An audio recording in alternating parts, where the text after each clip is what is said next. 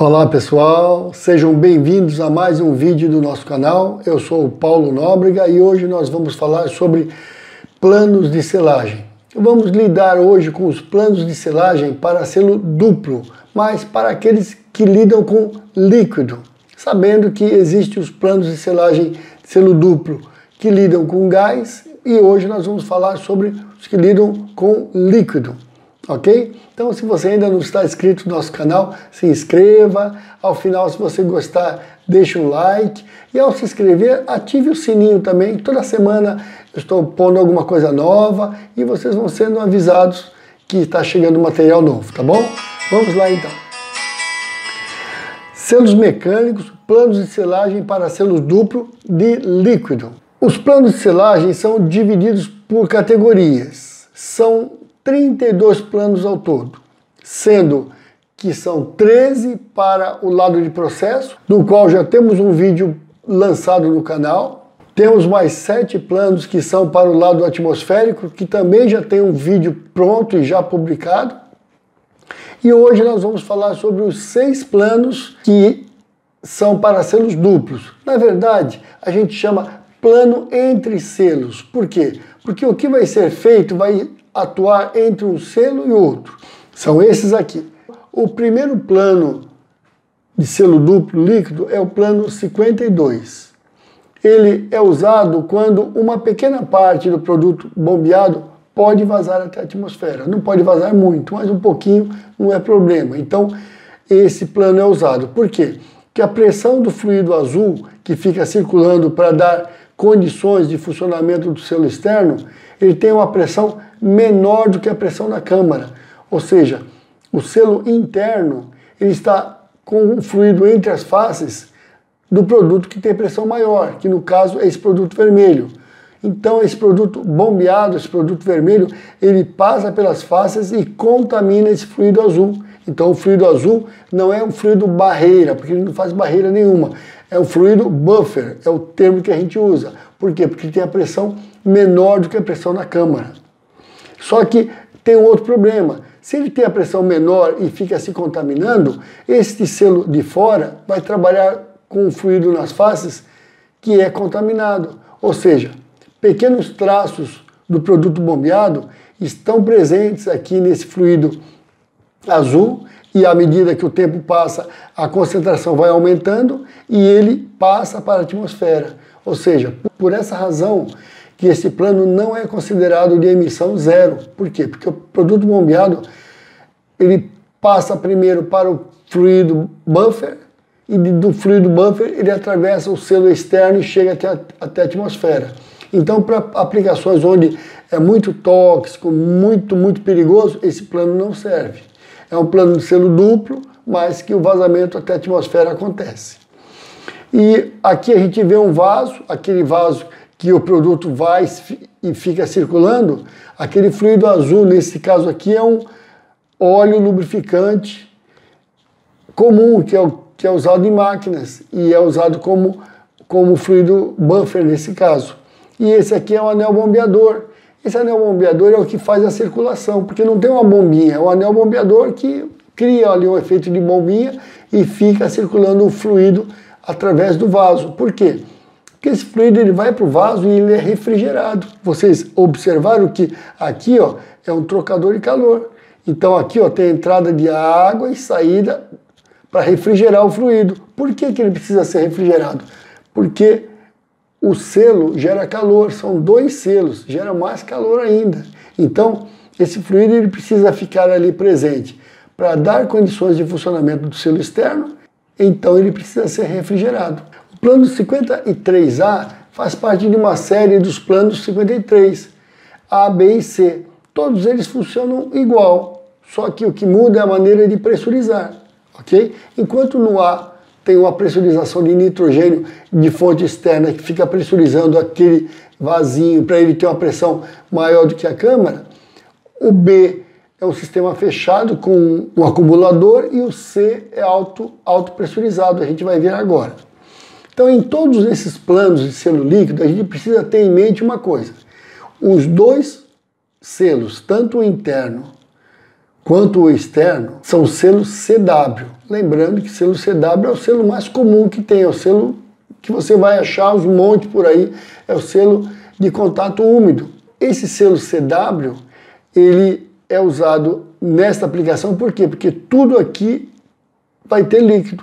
Tanto tem líquido bombeado para o selo interno, como vai ter também para o selo externo, no caso do 52. Neste caso aqui já não. Por quê? Observe que a setinha aqui, ó, mudou de sentido. É pressurizando. Então vai ter uma fonte de nitrogênio externa pressurizando este nível aqui. Com qual pressão? Com a pressão de mais ou menos 1,4 kg acima da pressão da câmara. Então, neste caso, os dois selos vão trabalhar com esse fluido azul. O selo externo, porque só tem ele mesmo, e o selo interno também, por quê? Porque ele vai ser pressurizado de dentro para fora. Então, esse fluido azul é que contamina o vermelho, é o contrário do plano 52. O 52, o fluido azul era contaminado pelo fluido bombeado, no caso o vermelho. Aqui é o contrário. A pressão do fluido azul é maior do que a pressão da câmara de selagem. Então, quer dizer o quê? Que em condições normais de funcionamento, o fluido vermelho nunca chega na atmosfera. Então, neste caso, o selo é considerado, esse plano é considerado plano de emissão zero, porque esse é o conceito.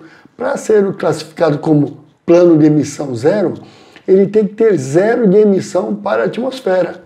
No 52 a gente viu que não é assim.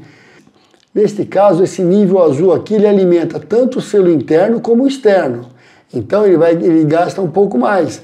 Quando esse nível começar a cair, ele vai alarmar nível baixo. Aí o operador tem que injetar mais produto com a bombinha para subir o nível. Geralmente faz isso com a bomba rodando mesmo, não há problema. Outra versão do 53 é o B, que é um plano que não tem aquela pressão constante de um fluido externo sobre ele, não. É colocada uma pressão de nitrogênio nesse acumulador, tem uma bexiga aqui dentro, a bexiga se expande, depois, como ela cheia, a uma pressão determinada pelo fabricante, a gente abre essa válvula aqui de cima e por essa de baixo a gente começa a injetar com uma bombinha o fluido barreira, geralmente algum óleo, água, dependendo da aplicação. Aí ele vai encher tudo e vai saindo o ar aqui em cima. Quando encher todo e o ar sair aqui em cima, sinal que já encheu tudo. A gente fecha apenas esta válvula e continua bombeando esse aqui. Por quê? Porque agora, como não vai mais sair o ar, ele vai começar a acumular pressão. Aí o PI vai começar a acusar, e quando essa pressão do fluido azul começar a subir, a bexiga, que estava muito expandida, começa a contrair. Por quê? Porque o ar dentro da bexiga está sendo comprimido. E aquilo está o quê? Está a energia acumulada, é o que a gente precisa. Quando a pressão no sistema indicar 1,5 kg a mais do que a pressão na câmara, está pronto.